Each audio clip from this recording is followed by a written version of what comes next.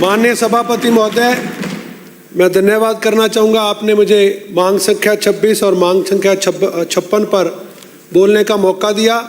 और मैं धन्यवाद करना चाहूँगा हमारे मुख्यमंत्री भजनलाल शर्मा जी का, जिन्होंने 2 साल की इस राजस्थान की सरकार में वो कर दिखाया जो आज तक कोई राजस्थान की सरकार पहले नहीं कर पाई।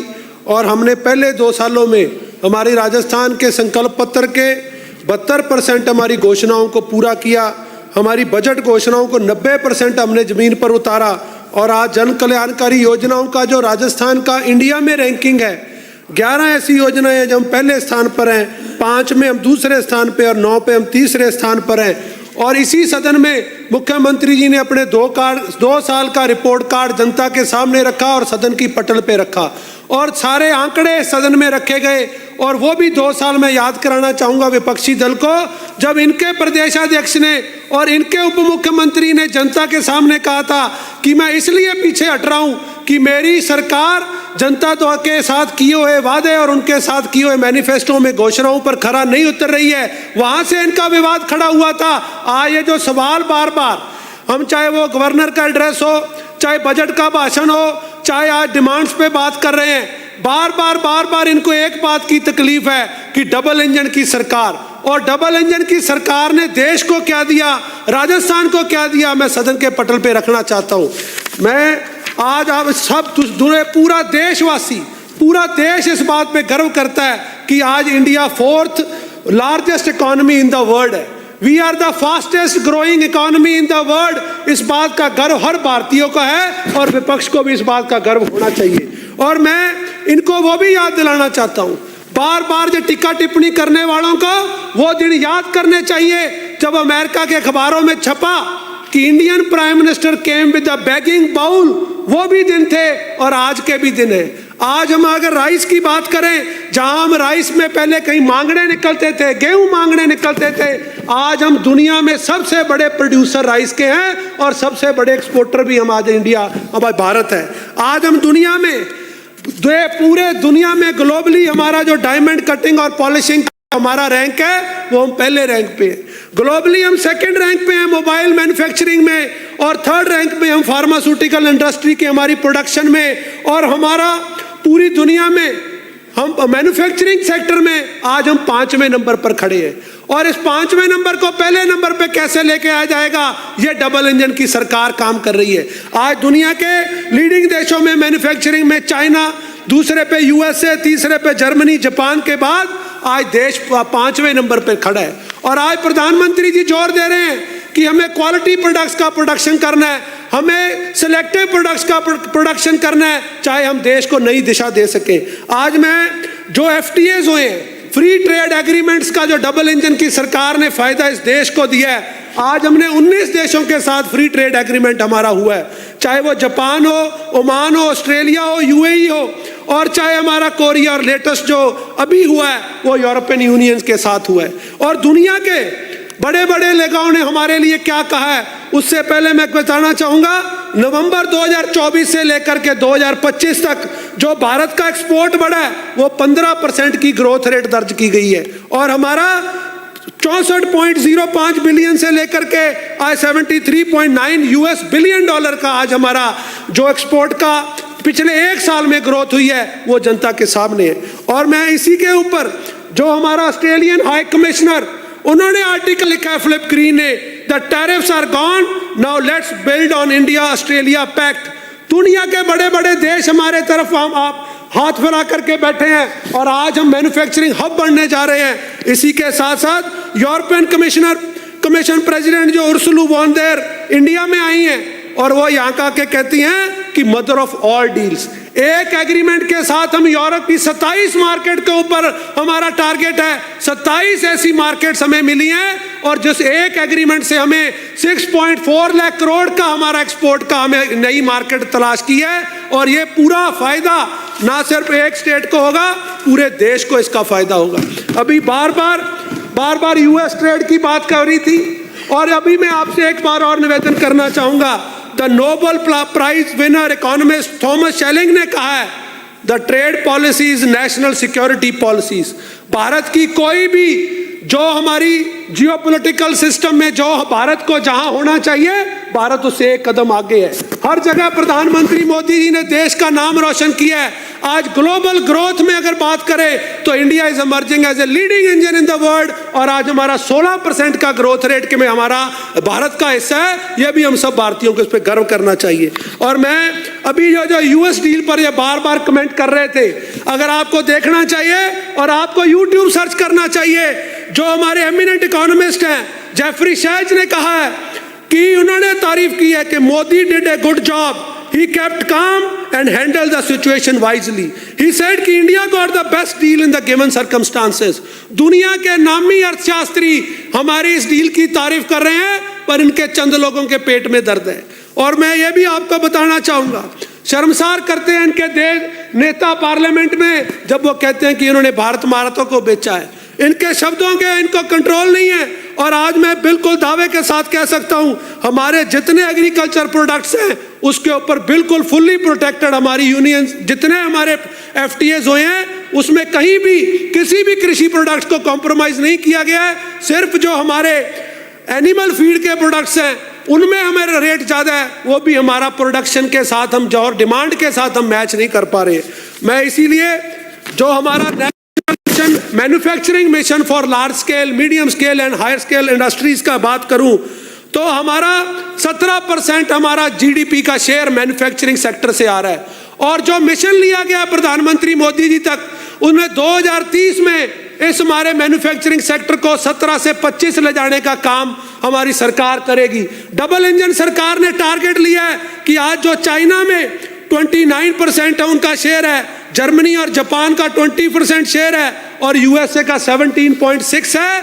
हमारी डबल इंजन की सरकार इस मिशन मोड पे चल रही है कि हमारा भी वो दिन आए कि भारत 2030 तक 25% मैन्युफैक्चरिंग सेक्टर को आगे लेकर के जाए।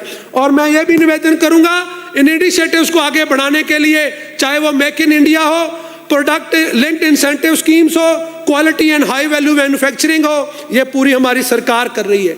ईज ऑफ डूइंग बिजनेस में जहां इन्होंने यूपीए ने 2014 में पूरे देश की रैंकिंग को 189 इकोनॉमीज में से, जहां इंडिया 142 रैंक पे था, आज हम 63 रैंक पे खड़े हैं। आज देश में इतना सुधार हुआ है और सुधार की जरूरत है, इसके लिए लगातार हमारी सरकारें काम कर रही हैं।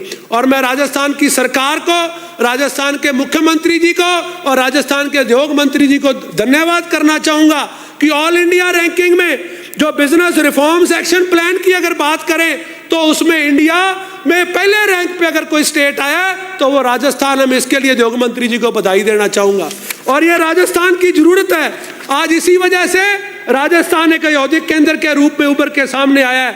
नवीन उद्योग क्षेत्रों की बात करूं तो हमने बिल्कुल टारगेट के साथ सेक्टर स्पेसिफिक पार्क हो, मैन्युफैक्चरिंग इकोसिस्टम हो, पूरे राजस्थान जो हमारा ग्लोबली आगे कैसे आए और उसकी जो ज्योग्राफिकली सिचुएशन है, आज हम नॉर्थ इंडिया को साउथ के साथ जोड़ने में, आज हमारा हाईवे हो, पूरे देश का सबसे बड़ा अगर कोई स्टेट है तो वो राजस्थान है। और इस राजस्थान को इस हमारे इस भूमि का फायदा कैसे मिले, इसको ज्यादा से ज्यादा पानी कैसे मिले, इसको रोड इंफ्रास्ट्रक्चर में, पावर इंफ्रास्ट्रक्चर में आगे बढ़ करके कैसे इंडस्ट्री प्रमोट हो, इसके लिए हमारी आज डबल इंजन की सरकार काम कर रही है।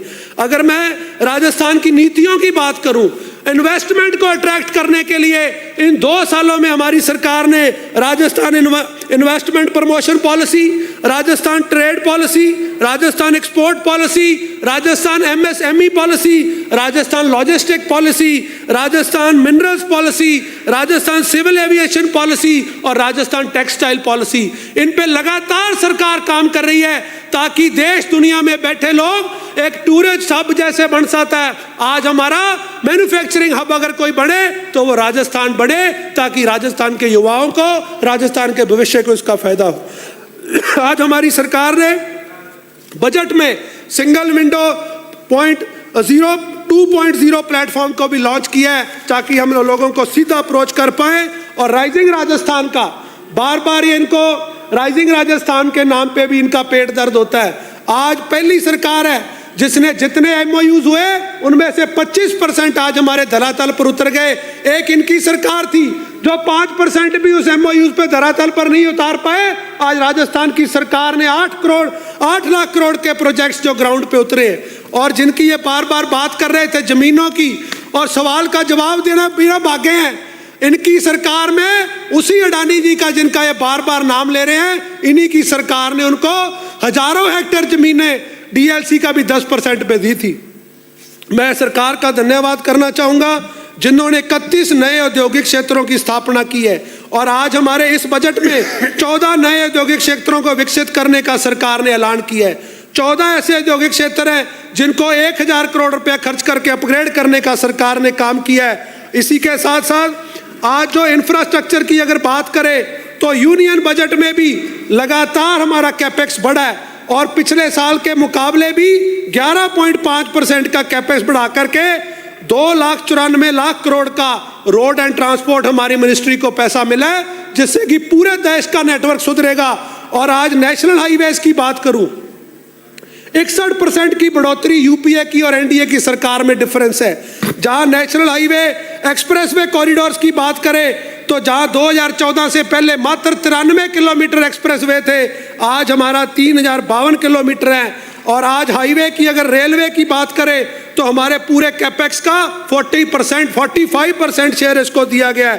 और रेलवे की बात करूं तो जहां एवरेज यूपीए की सरकार में 1499 किलोमीटर पर साल की रेलवे पर काम किया जाता था, आज हमारी डबल इंजन की सरकार 3118 किलोमीटर, दुगने से भी ज्यादा रेलवे पर काम हो रहा है।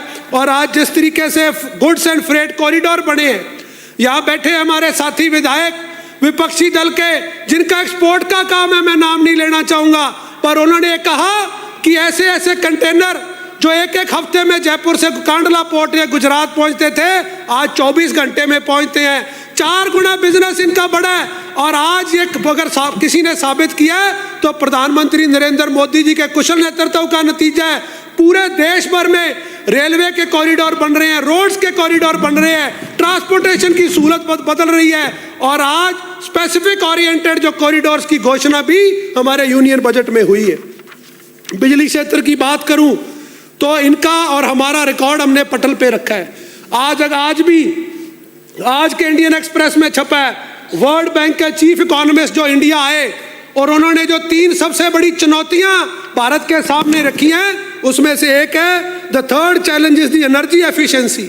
और उस एफिशिएंसी को कैसे इंप्रूव किया जाएगा, दुनिया भारत को आगे बढ़ाने के लिए प्रयास कर रही है और उसमें जो सबसे बड़ा सेक्टर है वो पावर भी है। पावर एफिशिएंसी को इंप्रूव करने के लिए हमारी 2 साल की सरकार में 400 केवी जीएसएस के 200 केवी जीएसएस के 5, 132 केवी जीएसएस के 45 और 33 केवी जीएसएस के 380। और इस बार साल की बजट घोषणा में 220 केवी के 6, 132 केवी के 13 और 33 केवी के 110 हमारे जो नए सब स्टेशन बनने जा रहे हैं। इसका निश्चित तौर पर अगर लाभ किसी को होगा तो इंडस्ट्री सेक्टर को भी होगा, हमारी एफिशिएंसी इंप्रूव होगी। और मैं इसके बाद अगर मैं युवाओं की बात करूं, जो आज युवाओं की बात करूं तो 1 लाख पदों की नियुक्तियां देना और उसके बाद नए साल का पहले ही महीने में कैलेंडर जारी करना युवाओं के लिए बहुत बड़ी सौगात है। और पिछली सरकार ने जहां पेपर लीक किए, आज हमारी सरकार ने वो पेपर लीक नहीं थे, वो पेपर बेचे थे, उनके साथ इनके एग्रीमेंट्स थे और इनके पैसे का लेन देन था। आज उनको पकड़ के जेल की सलाखों में बंद किया है। और आज 351 पेपर जो हमारे नए हुए हैं, एक पेपर लीक का कहीं कोई शिकायत नहीं मिली है। और जो सरकार ने स्किल डेवलपमेंट को लेकर के, स्टार्टअप इंडिया को लेकर के, हमारे खेलों के मुख्यमंत्री स्पोर्ट्समैन बीमा योजना में 25 लाख का कवरेज दे करके हमारे युवाओं को नया तोहफा दिया है। और युवाओं को शिक्षा का स्तर बढ़ाने के लिए हमारे 71 न्यू गवर्नमेंट कॉलेजेस हैं, 21 हमारे गवर्नमेंट पॉलिटेक्निकल कॉलेजेस हैं, 17 हमारे संस्कृत कॉलेजेस हैं। ये मात्र सिर्फ 2 साल में हुआ है। और अगर किसी को खुली डिबेट में आपको भी अपने आंकड़े रखने चाहिए कि आपने कितने कॉलेजेस खोले। और नशे की और सट्टे की बड़ी बड़ी बातें कर रहे थे, खुली छूट दी इन्होंने अपने एमएलएस को कि लूट सको जितना नशे से लूट लो। मैं उस क्षेत्र से आता हूं जब पंजाब और पाकिस्तान के बॉर्डर पे है, जहां ड्रोन के माध्यम से नशा आता था, पुलिस मिली हुई थी और इनके जनप्रतिनिधि मिले हुए थे और हजारों बच्चों ने इंजेक्शन के साथ अपनी जान दी है। हमने वो माएँ बिलखती रोती देखी हैं जिनके 17-18 साल के 20 साल के बच्चे इंजेक्शन से मारे गए। आज का आपका रिकॉर्ड उठा के देखना और गंगानगर का हमारा रिकॉर्ड उठा के देखना, एक साल में 600 FIR दर्ज हुई है। लगातार अखबार बड़े पड़े हैं। नशा छुड़ाऊ केंद्र पे इनके जनप्रति मैं आरोप लगा रहा हूं कांग्रेस के जनप्रतिनिधियों पे, इन्होंने नशा छुड़ाऊ केंद्र के नाम पे 10-10 लाख की बंदियां ली और उनसे पैसे कमाए। हमने मेरी विधानसभा में 18 नशा छुड़ाऊ केंद्र बंद करा के जेल की सलाखों में बंद कर दिए और इस सरकार ने 10 नशा छुड़ाऊ केंद्र और बॉर्डर की जितनी भी थे सरकारी खोल के बॉर्डर के क्षेत्रों को युवाओं को नशे से दूर रहने के लिए एक प्लेटफॉर्म दिया है। मानस ऐप बनी है, 2 मिनट का समय दीजिए। मानस ऐप बनी है, मानस ऐप के माध्यम से कोई भी सूचना दे सकता है, गुप्त सूचना जाएगी, उस पर एक्शन लेना हमारी सरकार का कठोर निर्णय है और किसी को बख्शा नहीं जाएगा। आज मैं खेलों के मामले में मैं खेल मंत्री जी से निवेदन करना चाहूंगा। आप एक खिलाड़ी हैं, आप एक ओलंपियन हैं, मेरा आपसे निवेदन है, अगर उड़ीसा की सरकार हॉकी को अडॉप्ट करके हॉकी को दोबारा अपने ऊंचाइयों बुलंदियों पर ले जा सकती है तो मैं आपसे मांग करता हूं कि राजस्थान की सरकार को भी एक खेल अडॉप्ट करना चाहिए ताकि आने वाला ओलंपिक, जब हमारे अभी MLA साहब कह रहे थे आप एक खेल को अडॉप्ट करिए, जब गुजरात में और भारत में ओलंपिक्स हो और हमारे भी गोल्ड मेडलों की श्रृंखला लग जाए, ये मैं आपसे निवेदन करना चाहूंगा। सिंथेटिक ट्रैक्स की एक निवेदन करूंगा, कई जिलों में सिंथेटिक ट्रैक बने, हमारा भी बना, जब हमारे बना केंद्र सरकार ने पैसा दिया, 7.5 करोड़ का खर्चा सिंथेटिक ट्रैक पे आता है, आज वो बढ़ के 10 करोड़ हो गया है। मेरा आपसे गुजारिश है, छोटी सी अमेंडमेंट करनी है, उसमें एलिजिबिलिटी क्राइटेरिया चेंज कर दीजिए। अगर आप उसको रोड के कॉन्ट्रैक्टर्स को जोड़ देंगे, 10 करोड़ का बनने वाला सिंथेटिक ट्रैक 3 या 4 करोड़ में बनेगा। उतने पैसे में आप प्रत्येक जिला हेडक्वार्टर पे और उसके बाद तहसील हेडक्वार्टर पे सिंथेटिक ट्रैक बना दीजिए। और मैं धन्यवाद करना चाहूंगा हैंडबॉल का मक्का कहे जाने वाला हमारा लालगढ़ जटान गांव, जिसने पूरे देश को सबसे ज्यादा खिलाड़ी दिए, और उन्होंने मेरे दादाजी सरदार गुरजंट सिंह ने वसुंधरा राजे जी की सरकार में 2018 में हैंडबॉल की एकेडमी वहां ले गए, सरकार बदल गई, इन्होंने ट्रांसफर कहीं और कर दिया। आज हमें सरकार ने हैंडबॉल एकेडमी का तोहफा लालगढ़ जटान में दिया। मैं ये भी हमारे मुख्यमंत्री जी का और खेल मंत्री जी का धन्यवाद करना चाहूंगा। और एक अंतिम बात के साथ मैं निवेदन करूंगा, MLA लैंड में एक करेक्शन करने की जरूरत है। अभी बजट में आपकी घोषणा है कि 2500 से ज्यादा आबादी वाले गांव में हम जिम देंगे। अगर बचे हुए गांव के लिए आप अमेंडमेंट कर दीजिए, हम MLA लैंड से जिम दे सकें तो हम युवाओं को एक नया अवसर दे देंगे। और हमने, मैं सारे सदन के 200 MLAs को निवेदन करता हूं, युवाओं को नशे से दूर रखने के लिए हमने एक नवाचार किया है और हमने 30 लाइब्रेरीज मैंने मेरे विधानसभा में बनाई है। 60 पंचायतें हैं, आने वाले 1 साल में 60 की 60 पंचायतों में लाइब्रेरी होगी, 60 की 60 पंचायतों में वॉलीबॉल ग्राउंड होंगे। ये छोटे प्रावधान MLA लैंड में हो जाएं तो पूरी 200 की 200 विधानसभाओं में हम युवाओं को दोबारा ट्रैक पे ला सकते हैं। आपने बोलने का अवसर दिया, बहुत बहुत धन्यवाद। हाँ, मनोज कुमार जी। धन्यवाद सभापति महोदय। मांग संख्या 56 उद्योग और मांग संख्या 26 युवा मामले और खेल पर